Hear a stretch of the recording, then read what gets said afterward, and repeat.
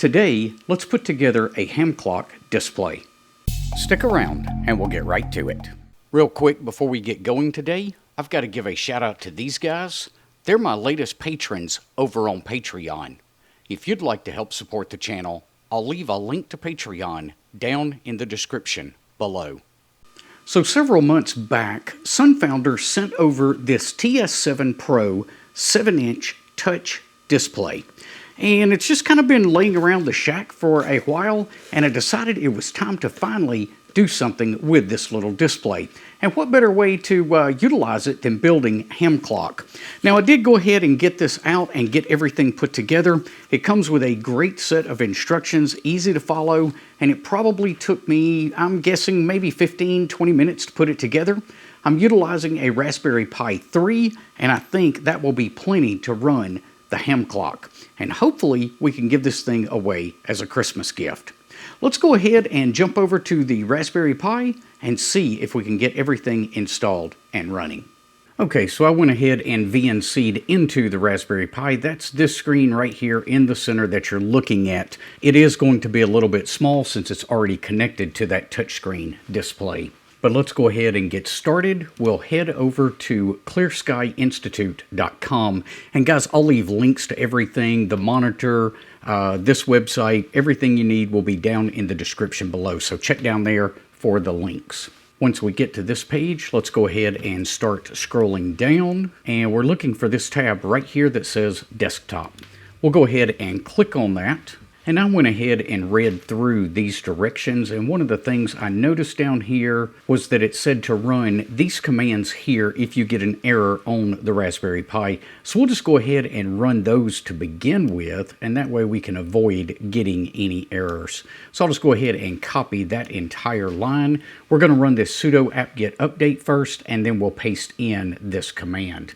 So we'll jump back over to the Pi we're working with and open up a terminal window. So we'll give it that first command, sudo apt update, and give that just a couple of seconds to get done. Let's clear that screen, and then I'm going to right click and paste in the other command that we found. Now, I did notice as of the date of the recording of this video, there is a minor mistake in this, so I'm going to go back to the beginning of this line, and we're going to take out curl right here. We need the install command before curl, so we can go ahead and put it back in right here after install. Now, let's go ahead and press return and give that a couple of minutes to get everything installed. Once that's finished up, we'll go ahead and clear that screen again, and let's go ahead and head back over to the ClearSky Institute website. Now, back up close to the top, you'll see 3 commands here to get everything running. I'm going to copy this command here, since it'll be the hardest one to remember off the top of my head. Now, back in the terminal window, let's type cd. That just verifies that we're in our home directory, and then we'll paste in that long command that I copied. Go ahead and press return. Takes it just a couple of seconds to download. Now, if we run the ls command, you'll see that we have this install HCRPI, and that's the one we're going to run to install everything. But before we can install it, we do need to make it executable. We'll use chmod u+x install-hc-rpi. Go ahead and press return on that. And then once that finishes up, we're just going to run /install-hc-rpi. Go ahead and press return. And this is going to ask us a few questions. First, it's going to let us know that the script will install Hamclock on this Raspberry Pi, and it wants to know if we're ready to proceed. We'll tell it yes. Okay, so the next question has me in a little bit of a quandary.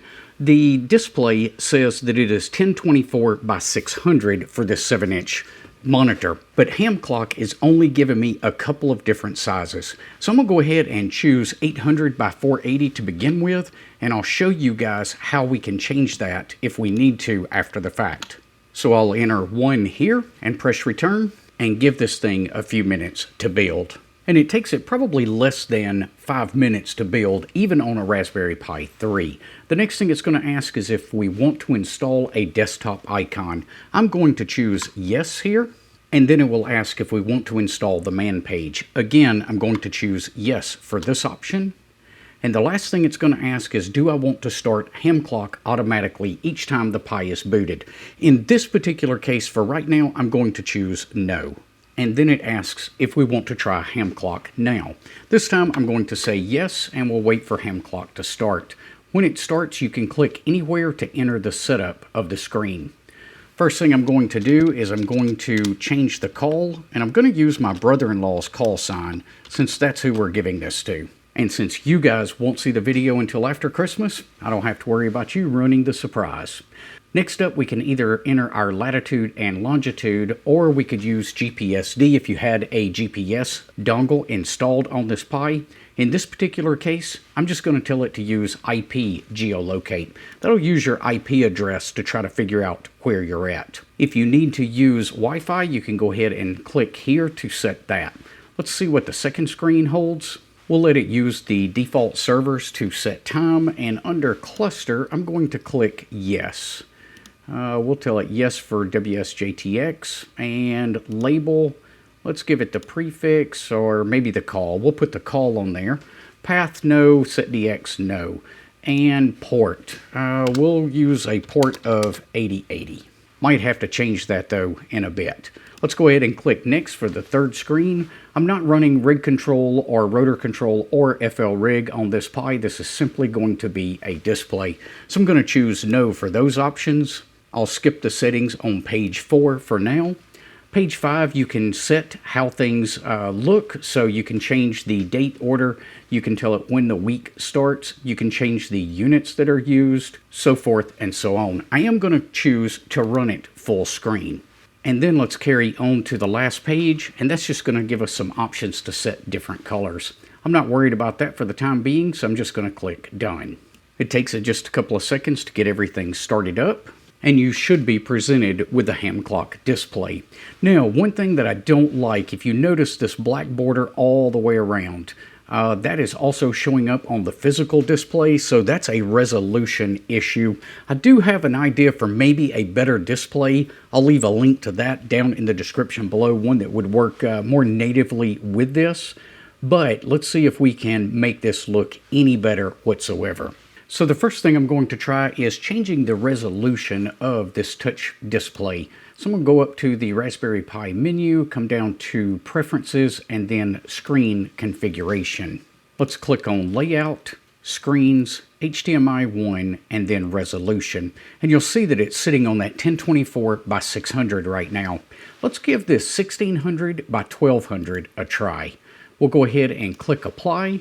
I am looking at my monitor, the physical 7-inch monitor, to make sure that everything looks correct on it.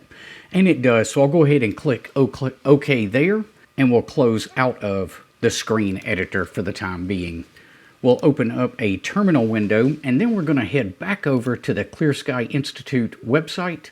And I'm looking down here at these different options. If you just scroll down a little ways on the page, you'll find these. These are the different sizes that we can build Hamclock. So the default is 800 by 480 pixels. Then we've got 1600 by 960 and the other two. I'm actually going to try this one right here is the one I want to try. Now, in order to do that, we've got to run these 3 commands. Basically, we're going to be rebuilding Hamclock. So I will copy this second command here. And let's go ahead and open up the Raspberry Pi again. The first thing we're going to do is list out the directory. And if you're in your home directory, you should see this ESP Hamclock. So we need to move into that directory with CD space ESP Hamclock. Go ahead and press return. Next, we're going to paste in that command that we copied.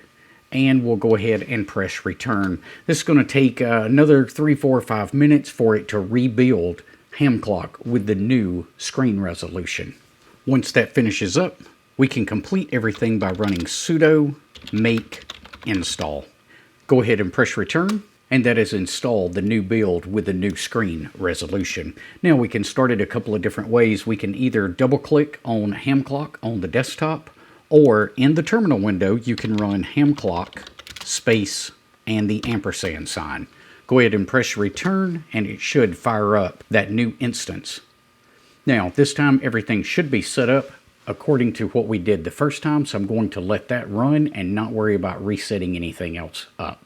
And it definitely looks better than before. Now, also be sure, once you've got everything looking the way you want it and it's installed correctly, come back to the ClearSkyInstitute.com website and click on the user guide.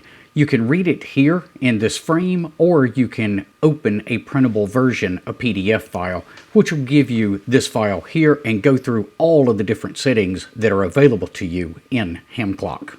I hope you guys enjoyed today's video. Be sure to leave us a thumbs up before you head off. We will see you guys on the next one. Until then, 7-3.